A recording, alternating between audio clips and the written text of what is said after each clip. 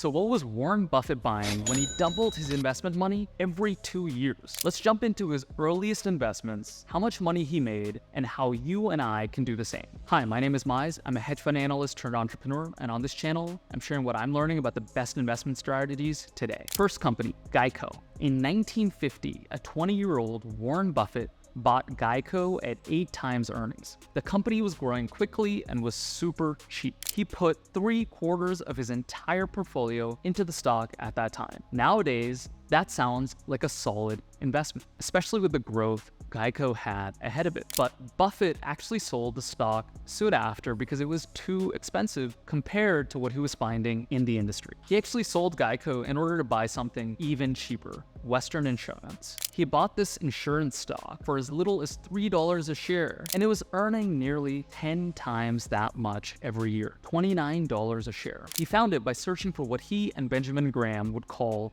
net stocks that are trading below the total value of the assets in the case the company was sold for parts. So no matter what happened, you would make your money back, even if the company went bankrupt. But when he found this stock trading at less than 1/10 of its value, he was probably even more surprised to find it had growing earnings and was extremely profitable. He went on to buy as much of the stock as he could and wrote about it in the paper to get others to realize what a bargain it was. He would go on to triple his money, at least on the stock. Next, Union Street Railway. In the book Snowball, Buffett described his meeting with Mark Duff of Union Street Railway. In the meeting, Duff mentioned that chances the company will be providing a $50 dividend to return capital to shareholders were looking pretty good. The stock was only trading for $35 at the time. That's $15 per share of guaranteed return. And Buffett would still own the company and shares itself after the dividend. This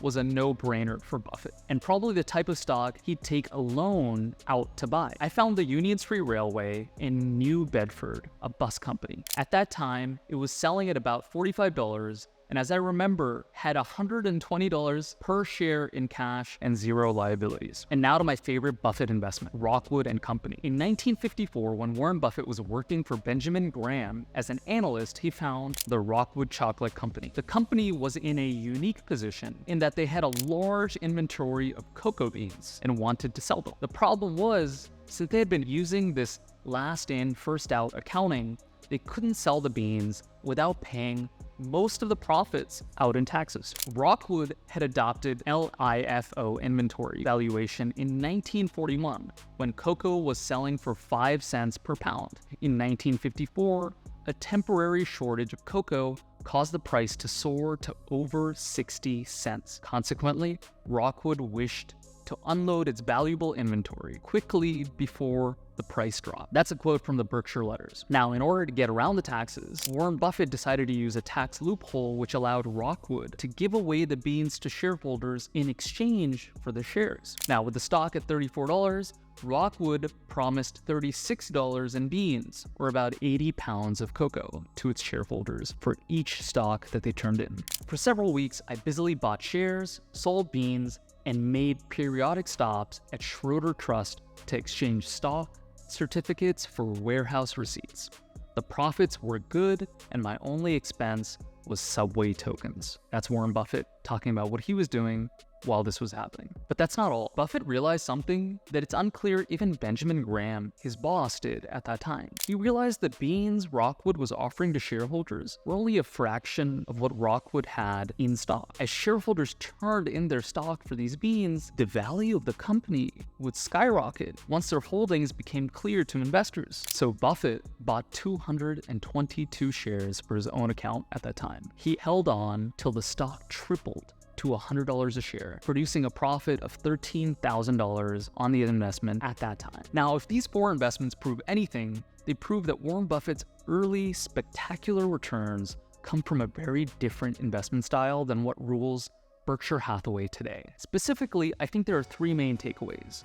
1, Warren bought little companies. None of these stocks were in the running to be in the Forbes 100. 2, Warren bought where he had a guaranteed return even if you already had a good investment.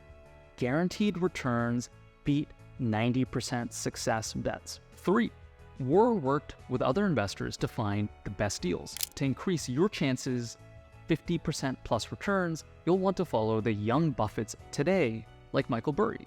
You can learn more in this video on how Burry made his first $1 million as a nights and weekends investor.